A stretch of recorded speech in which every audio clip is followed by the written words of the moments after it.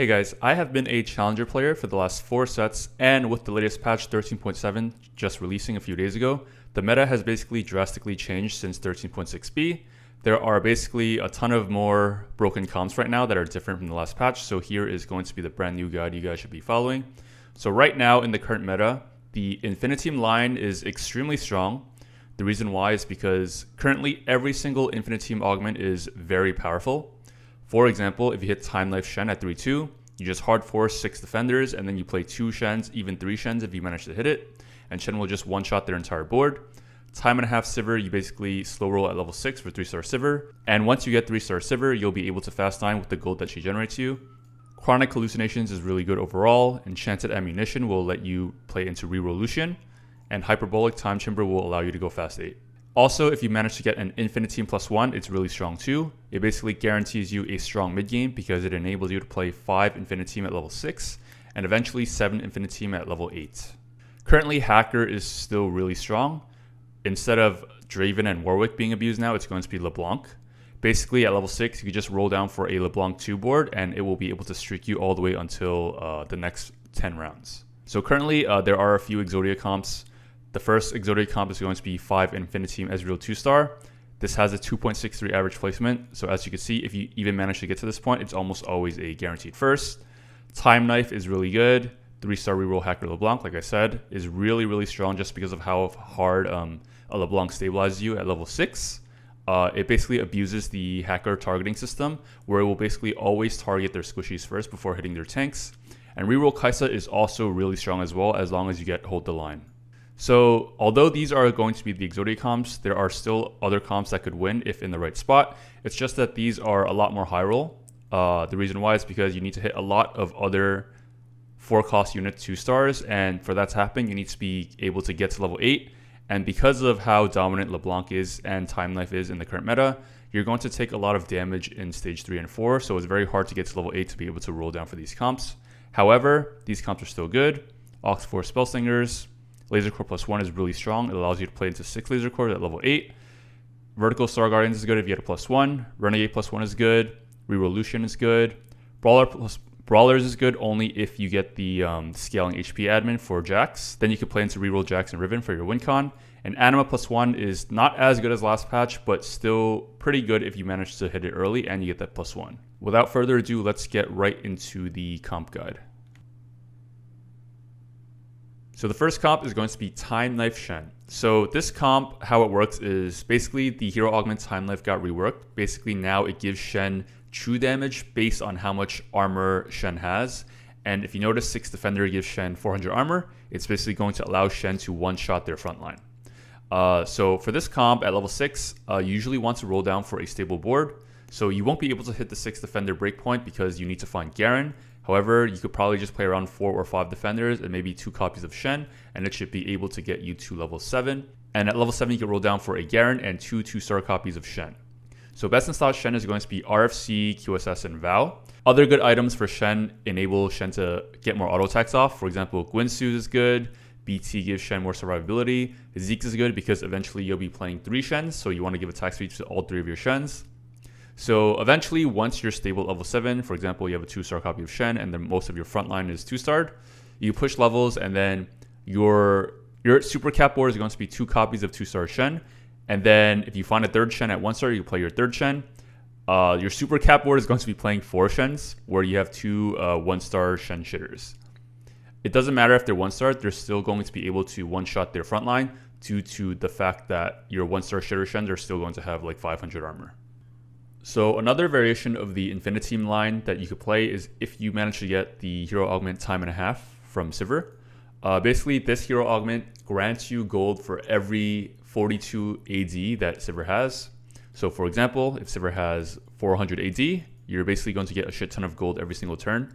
So the strategy for this comp is if you manage to get this augment at 3-2, you want to slow roll for your 3-star SIVIR. These units don't actually matter as long as your SIVIR survives till the end.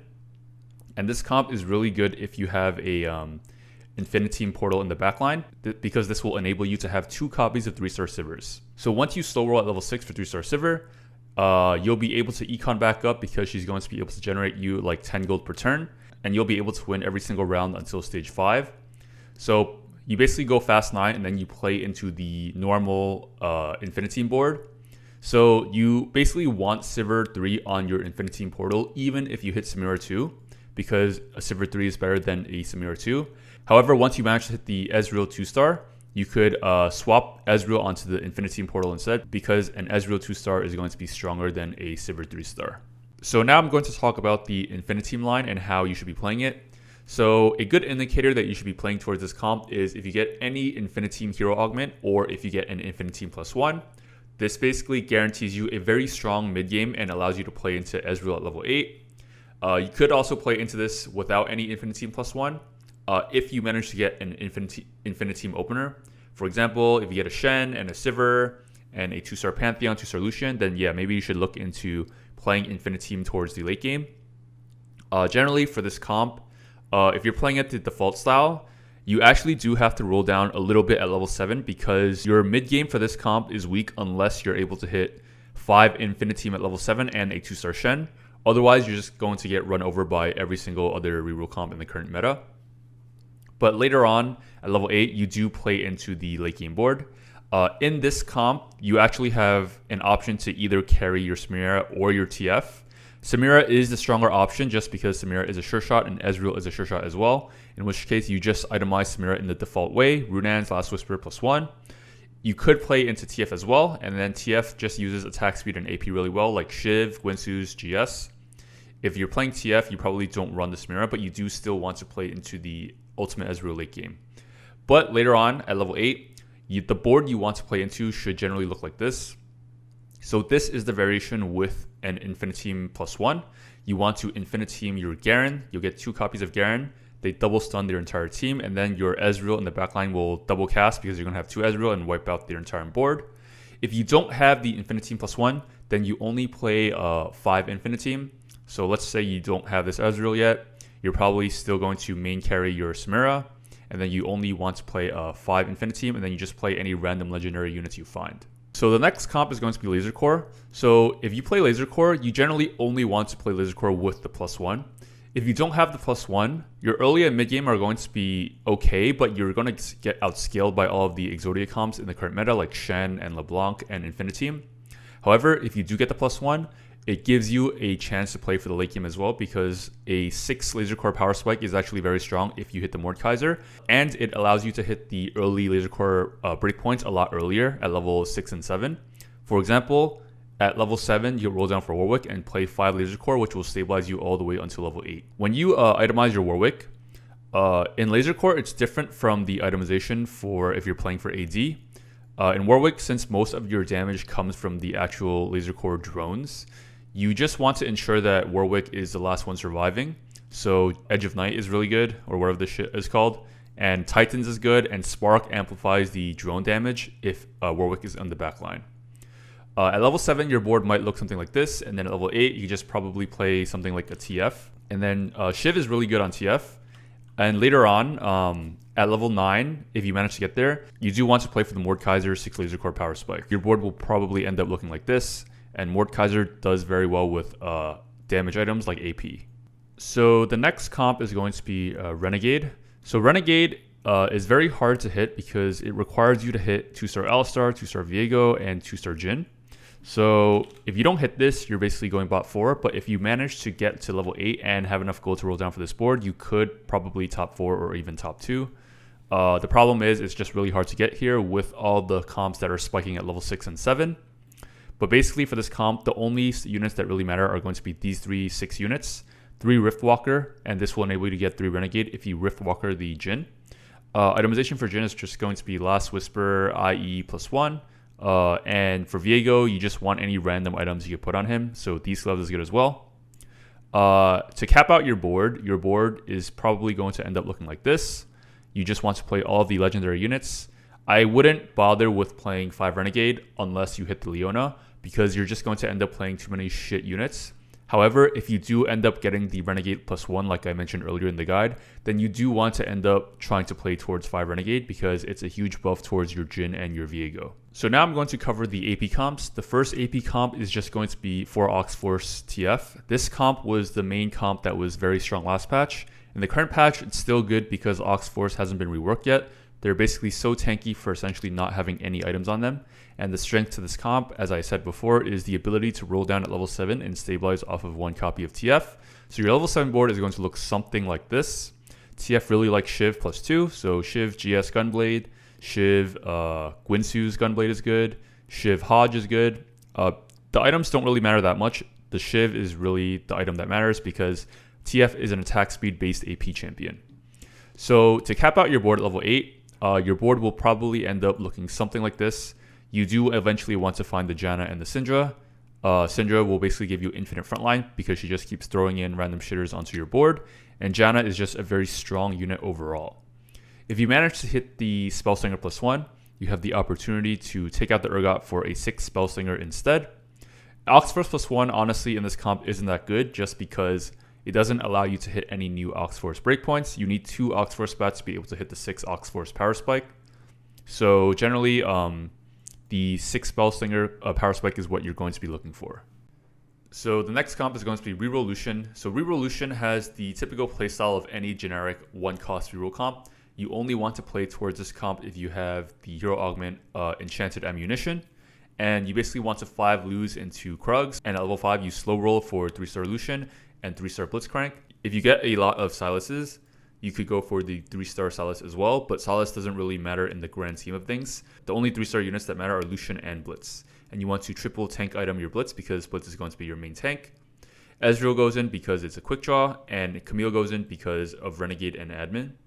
And after you manage to hit your 3 stars, you want to push levels, and your level 8 board might look something like this. You just play all of the other quick draw units. You can secondary carry your Misfortune and put a lot of chalices on her to buff both your Lucian and your MF. And MF will clean up because she's an ace. And you just play any other legendaries you find like Fiddle as well. So the next comp is going to be Reroll LeBlanc. Reroll LeBlanc is strong for a few reasons. The first reason is because all of these units are units that you can hit very reliably at level 6. And the other reason is just because Hacker is still in a position where your Hacker unit prioritizes units in the back line, in the corner, as opposed to the closest unit. So it's pretty frustrating to play against because your backline squishies just get instantly wiped out once LeBlanc jumps to the back. Basically, itemization for LeBlanc, you basically just want 1 mana item on her and just go 2 full damage items. For example, Archangel's JG is good, Archangel's GS is good, Archangel's Deathcap is good, Deathcap JG is good. She doesn't really need Omnivamp because Hacker already gives her the built-in Omnivamp to heal up. And once you roll down for a stable board, you can push levels, go level 7, and then slow roll for 3-star LeBlanc, 3-star Pike, 3-star Sona. You probably won't get the 3-star Shen just because of time life existing in the current meta. But once you hit this 3-star LeBlanc, you could push level 8 or 9 and try to play legendaries to win out. So next AP comp that's really strong in the current meta is just going to be Reroll KAISA. This comp could pretty much only be played if you get the Hero Augment Hold the Line for Rel. If you do, this basically makes Rel unkillable if you manage to hit her 3-star. And having a Gunblade on KAISA will basically make your frontline go infinite just because of how much damage a 3-star KAISA does and how much she will heal up the unkillable Rel. So game plan for this is if you manage to hit Hold the Line at 2-1, you generally want to, well, you don't have to 5 lose if your board is strong enough, but 5 losing is good as well if your board is shit to guarantee that you have enough econ to roll down at 3-2 for a stable board. So your level 6 board might look something like this probably, and this Garen will probably just be like a Shen. And then at level 7, you just level to play for Star Guardian. This will be an EZREAL instead at level 6 because you don't have access to Misfortune yet. But later on, you do want to play into the Misfortune for a secondary carry because she's really good at cleaning up the useless dead units on the enemy team because she has Ace. So for this comp, the main units that you want to 3-star that matter are going to be Rel and then KAISA. If you don't manage to hit the 3-star KAISA, if you're contested, you could just play around a 2-star KAISA and then level and play around a 2-star MF as well and play for top 4. If you do manage to hit the 3-star KAISA and the 3-star Rel, it's almost always a guaranteed top 2. So other units that you could hit since you're rerolling, you could also hit the Nyla 3-star. You could hit the Morgana 3-star. You used to be able to hit the Shen 3-star, but now that time life exists, you are probably Giga contested every single game. So that's why I just put the Garen in here instead of the Shen. And later on, the best 4th Star Guardian you could play is just going to be Syndra because she will just constantly keep throwing in random shitters to have your frontline go infinite. So one really underrated comp that I wanted to go over in the current meta is just going to be Vertical Star Guardians. In this comp, you basically could only play if you get the Star Guardian crest and you want to put on MF. If you do get it though and you manage to hit the Syndra at level 8, it's usually a free top 3 just because MF just instantly casts and wipes out their whole board, and your front line is basically infinite just because Syndra is going to throw in a new shitter every 3 seconds. You want to put chalices on your Kaisa to give as much AP to MF as possible. To get to level 8, it's a bit difficult, but you could roll down a little bit at level 7 to hit your 6 Star Guardian Power Spike to ensure that you don't lose too much HP at level 7. So the last comp I'll be covering is just going to be Anima Squad. I'm not going to go too into this just because I feel like I talk about Anima Squad every single flex guide, and in this particular patch, Anima Squad is definitely not as strong as the previous patches, so I would only play towards this comp if you get a +1. But otherwise, Anima Squad is able to top 4 a lot of games if you get the +1 and you're able to start farming fame early. So basically, if you get the +1, you actually do still want to play towards 5 Anima Squad just because you have to end up playing Alistar, Echo, and Kaisa. You need Kaisa just because MF needs that extra damage. If you get 2 Anima +1s though, so if you get like an Anima +2, then you could consider playing towards 7 Anima Squad late game. If you have a +1, you could still play 7 Anima mid game, but you do want to get out of 7 Anima. You have to end up playing Silas and the Nasus, which are really not that good in the late game. Later on, you just throw in any other random legendary units you find. So this sums up my 13.7 flex guide. If you guys enjoyed this video, I would really appreciate it if you guys subscribe to my YouTube channel or followed me on Twitch. Honestly, there is probably going to be a 13.7B patch next week just because of how imbalanced some of these INFINITEAM augments are. So when that patch comes out, make sure you're subscribed so you're updated on when my newest flex guide comes out, and I'll see you guys next time.